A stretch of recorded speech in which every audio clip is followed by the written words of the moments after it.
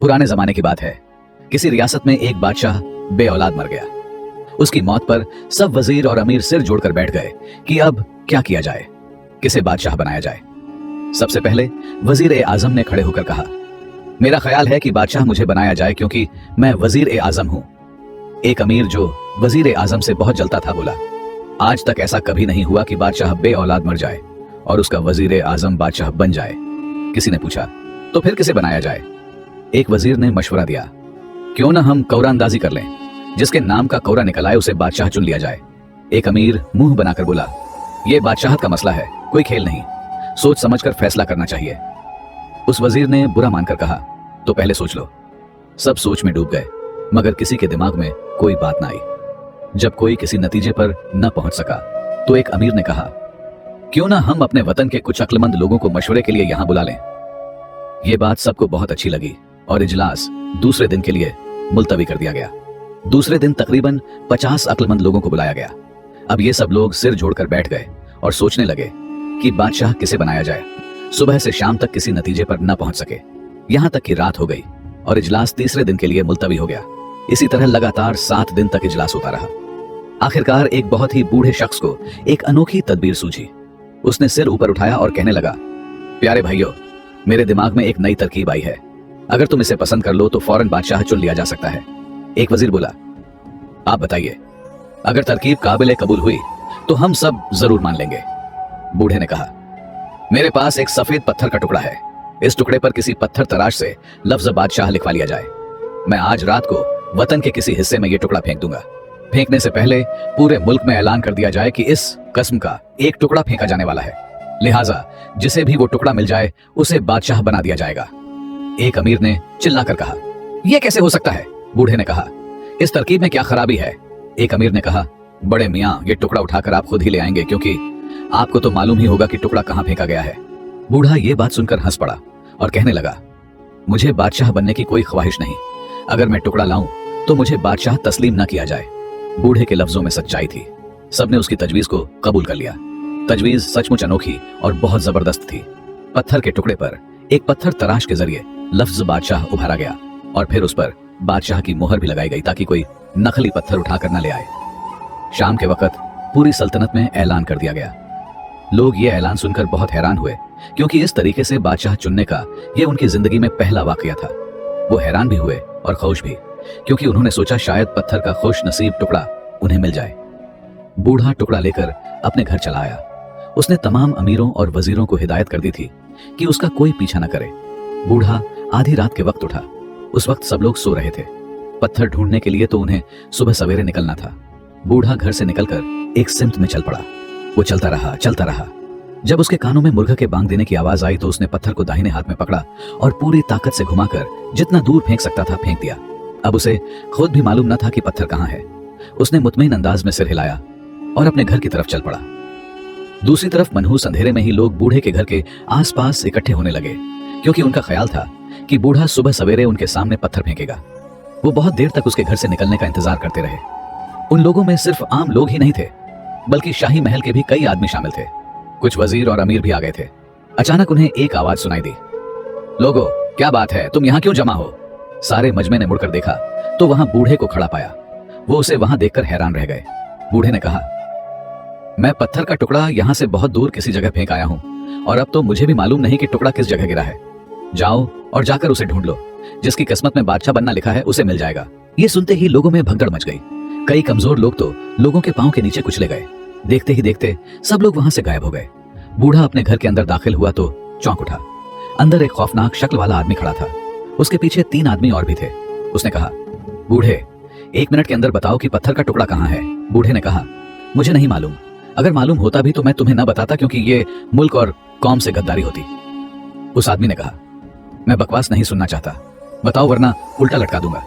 बूढ़े ने कहा, मैं नहीं जानता, मैं नहीं जानता। उसने गरज कर कहा, ये ऐसे नहीं बताएगा, इसे उल्टा लटका दो। तीनों आदमियों ने उस खौफनाक चेहरे वाले आदमी के हुक्म की तामील की और बूढ़े को रस्सियों से बांधकर उल्टा लटका दिया गया। मगर 1000 कोशिश के बाद भी वो उससे कुछ मालूम ना कर सके। बूढ़ा बताता भी क्या, उसे तो खुद मालूम नहीं था। चारों को इतना गुस्सा आया कि वो बूढ़े को उसी हाल में छोड़कर घर से निकल गए। उनके जाने के बाद बूढ़ा चीखने चिल्लाने लगा ताकि कोई आकर उसे खोल दे। मगर वहां कौन था जो आकर उसे खोलता? सब तो पत्थर की तलाश में निकल खड़े हुए थे। एक कुम्हार सुबह सवेरे उठा। उसे एक दुकान पर मिट्टी के बर्तन पहुंचाने थे। उसने अपने गधे पर बर्तन लाद लिए और घर से निकल पड़ा। उसने देखा कि लोग इधर से उधर भागे फिर रहे हैं। सारे शहर में खलबली सी मची हुई है। कोई इधर भागा जा रहा है तो कोई उधर। उसे याद आ गया कि सब लोग बादशाह बनने के शौक में पत्थर ढूंढते फिर रहे हैं। उसने एक ठंडी आह भरी और ये कहकर गधे को हाँकने लगा, अपने ऐसे नसीब कहां कि बादशाह बन जाए। वो चला जा रहा था और लोग इधर से उधर भाग रहे थे, यहां तक कि वो उस दुकान तक पहुंच गया। उसने देखा कि दुकान खुली हुई है मगर दुकानदार गायब है। वो समझ गया कि दुकानदार भी पत्थर का टुकड़ा ढूंढने गया है। उसने गधे पर से बर्तन उतार उतार कर दुकान में रखने शुरू कर दिए। अचानक एक घड़े के अंदर कोई चीज खनकी। ये सोचकर कि कहीं उसकी कोई चीज न घड़े में गिर गई हो, उसने अंदर हाथ डाला और घड़े में मौजूद चीज को बाहर निकाल लिया। उसने देखा कि वो सफेद रंग का एक पत्थर था और उस पर कुछ लिखा हुआ था। अचानक उसके दिमाग में बिजली सी कौंध गई। उसके मुंह से निकला, अरे कहीं ये वही पत्थर तो नहीं?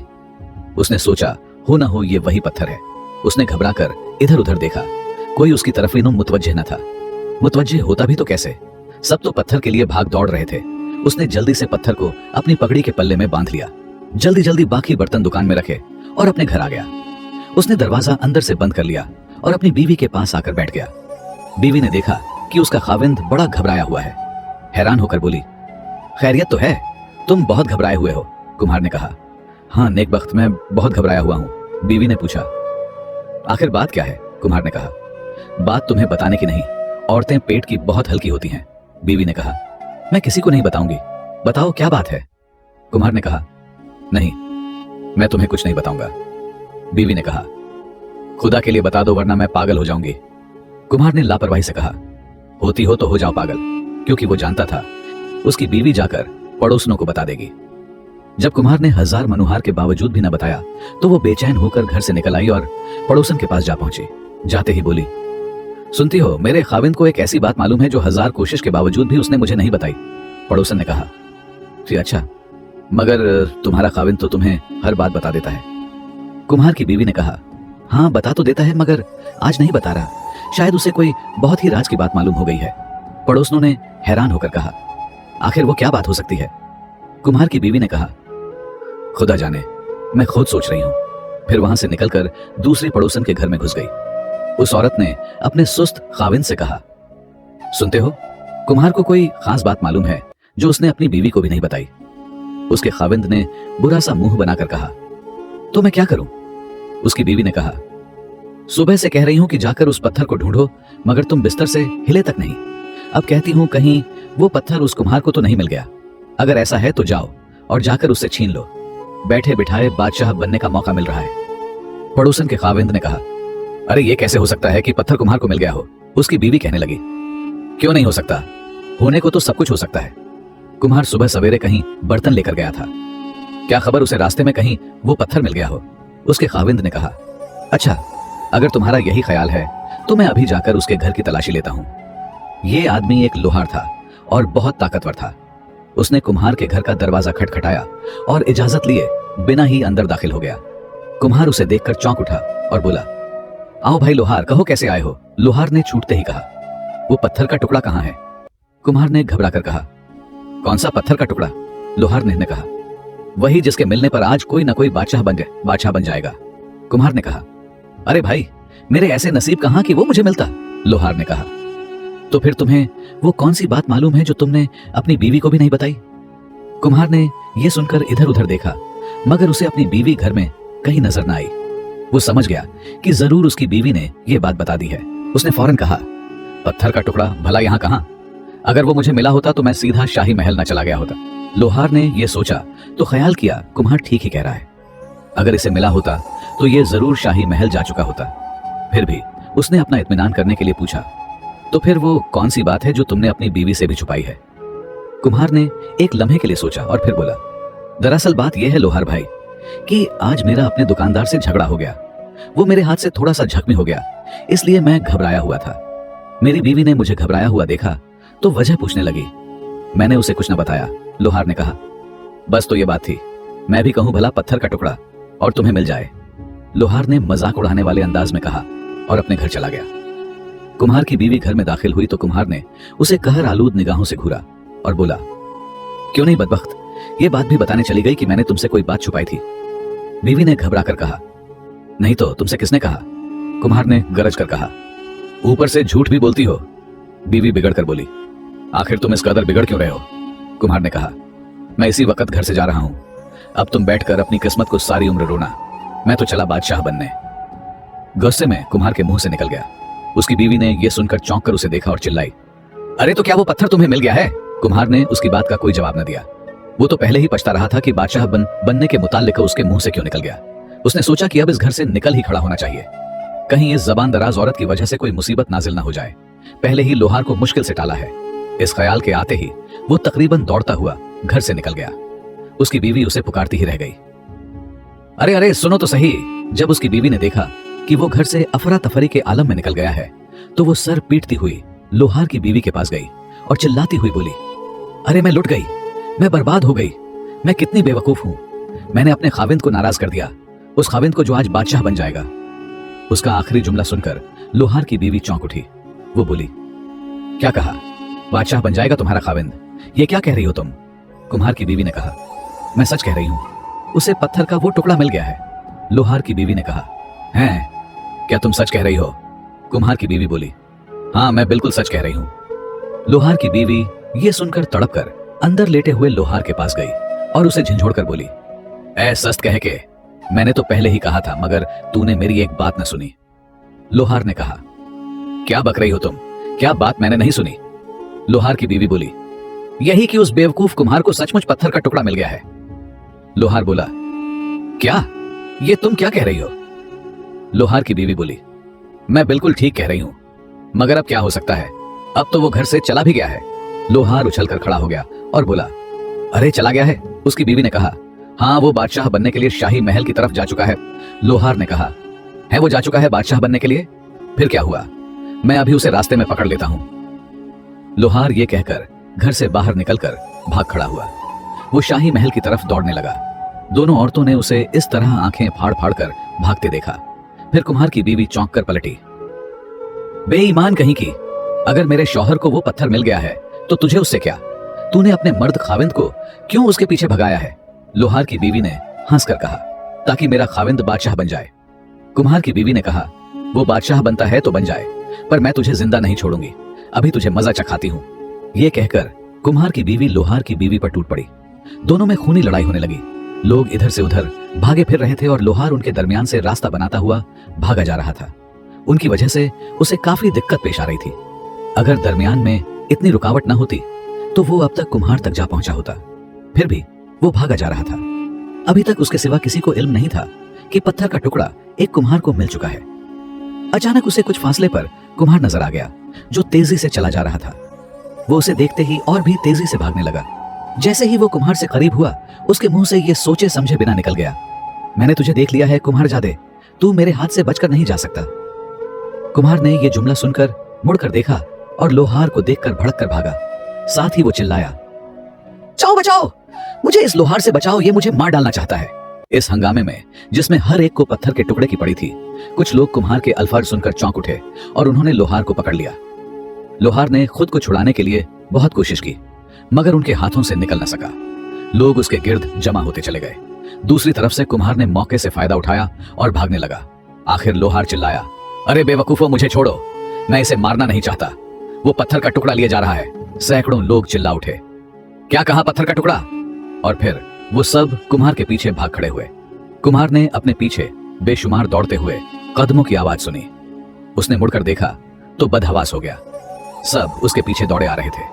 सामने से आने वाले को उन्होंने इसलिए कुछ न बताया कि कहीं उनसे पहले वो लोहार से टुकड़ा न हासिल कर ले। कुम्हार भी जान छोड़कर भाग खड़ा हुआ।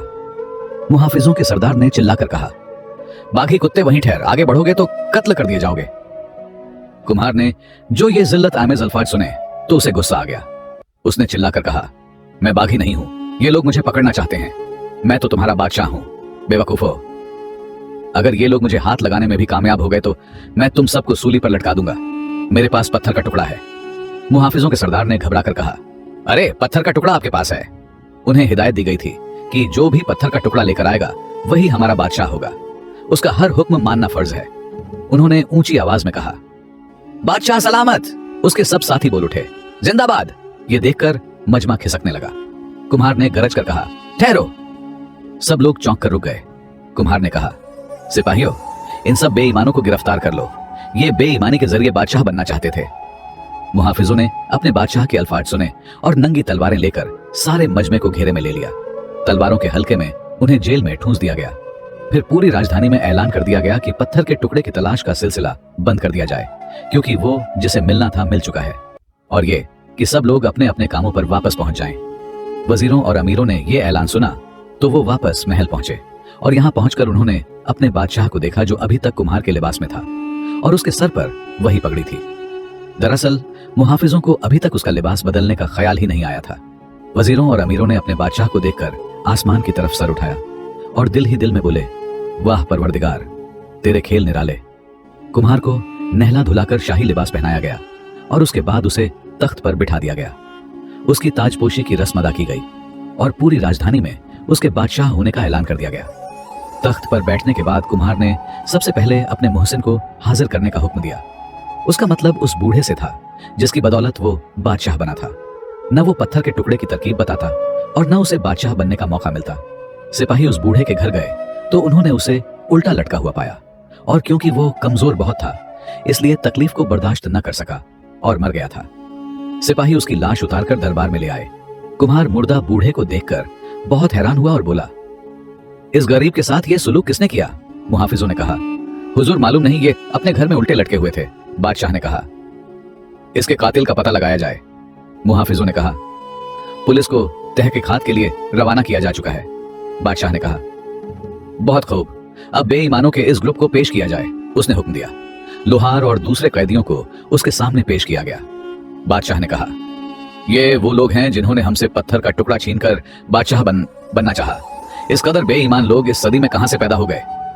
ए वजीर आजम, तुम्हारे ख्याल में इनको क्या सजा दी जाए? वजीर आजम अपनी जगह से उठा, झुककर आदाब बजाया और कहने लगा, आलम पनाह, इन सब के सर कलम कर दिए जाएं। ये सुनते ही वो सब थर थर कांपने लगे। कुम्हार ने उन्हें कांपते देखा तो दिल में बहुत हंसा और बोला, नहीं, इनके मुंह काले करके इन्हें गधों पर बिठाया जाए और इनके गलों में फटे पुराने जूतों के हार पहनाए जाएं और सारे इलाके में इन्हें घुमाया जाए ताकि लोग इन्हें देखकर इबरत पकड़ें। अभी उनके मुंह काले करके उन्हें ले जाया जा रहा था कि दरबार में एक औरत चीखती चिल्लाती अंदर दाखिल हुई। कुम्हार ने चौंक कर उसे देखा। ये उसकी बीवी थी। उसका हाल बहुत बुरा था। इसकी इतनी सजा तो होना ही चाहिए थी। वजीर आजम ने पूछा, बादशाह सलामत, ये औरत कौन है? कुम्हार ने कहा, अरे तुम समझे नहीं, ये तुम्हारी मल्लिका है। मल्लिका? वजीरों और अमीरों के मुंह से निकला। फिर वजीर ने ऊंची आवाज में कहा, मल्लिका आलिया जिंदाबाद। कुम्हार बादशाह ने कहा, अब हमारी मल्लिका को भी शाही कपड़े पहनाए जाएं ताकि इन बेईमानों का जुलूस देखने के लिए जा सके। जब यह जुलूस उनके घर के पास से गुजरा तो लोहार की बीवी फटे पुराने कपड़ों में अपने मकान की छत पर चढ़ी। इस जुलूस को हैरान होकर देखती रह गई।